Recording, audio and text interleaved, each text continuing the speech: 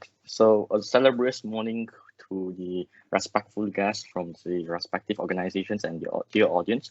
Today, I'm Sujarong as the Program Director from Group 9 would like to pitch on my project.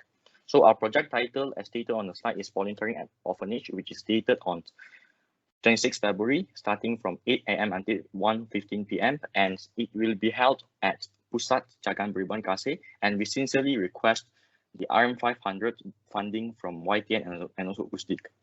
Next slide, please.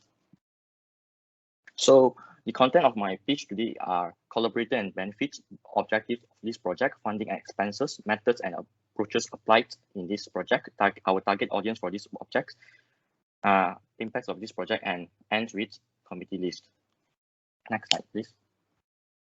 Okay. So we regard Pusat Jagaan Beriban Kasih as one of our biggest collaborators because it provides location for our project in order to ensure that our project is feasible. So as the background of this slide, this is the front gate of the Pusat Jagaan Beriban Kasih. Next slide, please. So after a lengthy discussion with our teammates, we decided to organize this event due to several objectives. The first objective is to increase awareness of problems faced by society. Second objective would be to encourage other students to engage themselves in charity works. And the last objective is to enhance communication skills by communicating with other parties. Next, please. So my teammates and I are a firm believer of the importance of transparency in outlining the budget. So we have outlined a clear and conclusive budget as portrayed on these slides. So on the left part of this slide, there is a list of funding sources. So we are looking forward to obtaining sponsorship from UNITEN and also USDIC, which amounts to 500 ringgit. And we will also be collecting participation fees with a charge of RM 10 ringgit per participants. And these participation fees has to be paid by all the participants who join this project, including the committees. And knowing that this physical event is going to be fundraising and funding intensive, so we have come up with a fundraising initiative with the target donation of RM 360.